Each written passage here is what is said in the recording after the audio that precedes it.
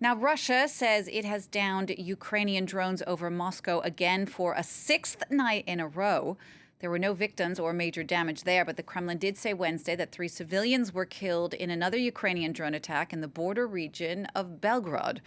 Well, that comes as Russia hit Ukrainian ports in Odesa overnight, setting at least one grain storage facility on fire.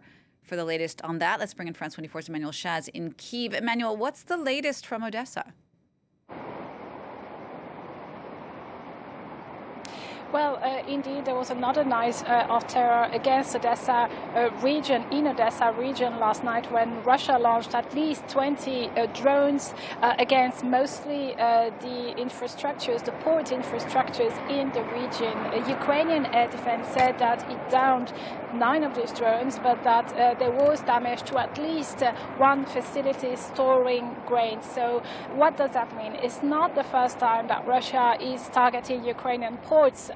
But we've seen more and more regularly that it targets the ports in the Danube River, and Ukraine had shifted its exports from the harbor in Odesa towards the harbors in the Danube after Russia's blockade in the Black Sea. So in targeting them again, well, Russia is hindering a little bit more, yet more, those facilities that Ukrainians have been using. They're also spoiling the grain that was destined for export. So it's a very dire situation for Ukrainians, but also for their trade, already hugely impacted by the Russian blockade in the Black Sea.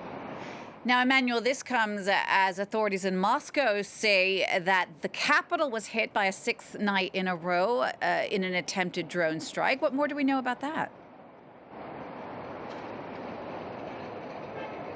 Exactly, 6 nights in a row with Moscow being attacked by drones. Well, it means that there's an intensification of the use of drones as a means of warfare, also from the Ukrainian side. Ukraine will not acknowledge, will not recognize, and will not say, okay, we've done it. But we've seen time and again that drones have been hitting Russian infrastructures, not just in Moscow, but also in Belgorod, where three civilians are said to have died last night following a drone attacks, but also on critical infrastructures such as the Crimean bridges, which are lines of supply for the Russian army, and also Russian ports in the Black Sea. So Kiev understood very well that this war is also a war where we see new methods, new warfare, and drones are one element of that. And this is why Kiev is developing what is called here an army of drones that we might see coming into action since a few weeks already.